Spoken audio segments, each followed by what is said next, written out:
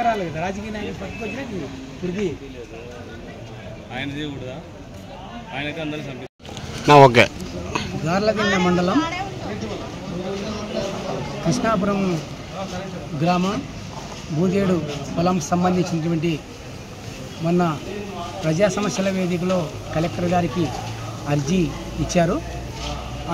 తన భూమి నాకు లెక్కల్లోకి ఎక్కలేదని చెప్పేసి గత 6 సంవత్సరాల నుంచి కూడా నేను రెవెన్యూ ఆఫీస్ ప్రకారం తిరుగుతున్నప్పటికీ నాకు రికార్డులు ఎక్కించలేదని చెప్పేసి ఆయన నిరుత్సాహపడి సూసైడ్ చేసుకోవడం జరిగింది. సూసైడ్ చేసుకొని చనిపోయిన తర్వాత ప్రజా సంఘాలుగా రైతు సంఘాలుగా మేము పోయి గార్లదిన్నె ఎంఆర్ఓ గారిని రెవెన్యూ ఆఫీసులో ఏదైనా అర్జీ వచ్చినప్పుడు దానిపైన విచారణ జరిపి తక్షణమన్న దానిపైన చర్య తీసుకుంటే ఇప్పుడు చనిపోయినటువంటి రైతు చనిపోయేవాడు కాదని చెప్పేసి ఎంఆర్ఓ గారిని కూడా మేము అడగడం జరిగింది.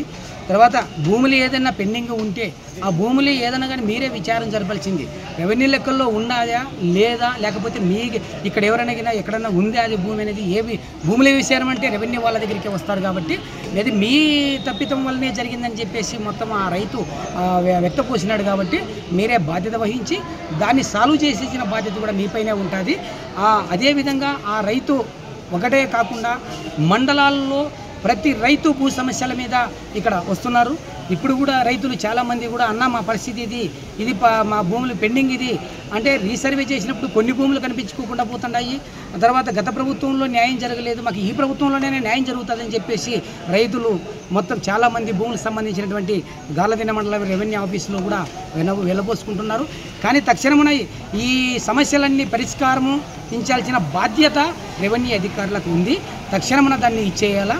ఆ రైతు ఏ రైతు అయితే సూర్యనారాయణ చనిపోయినాడో దానికి రెవెన్యూ వాళ్ళే బాధ్యత వహించి దానికి సాల్వ్ చేసే బాధ్యత కూడా వాళ్ళే వహించాలి.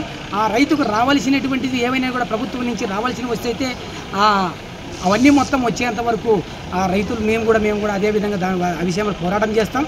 తక్షణమైన వాళ్ళకి ఇవ్వాలి రావాలని చెప్పేసి మేము కోరుతున్నాం. లేని పక్షంలో ఈ రెవెన్యూ సమస్యలపైన సుదీర్ఘమైనటువంటి పోరాటాలకు కూడా చేస్తామని చెప్పేసి హెచ్చరిస్తున్నాం.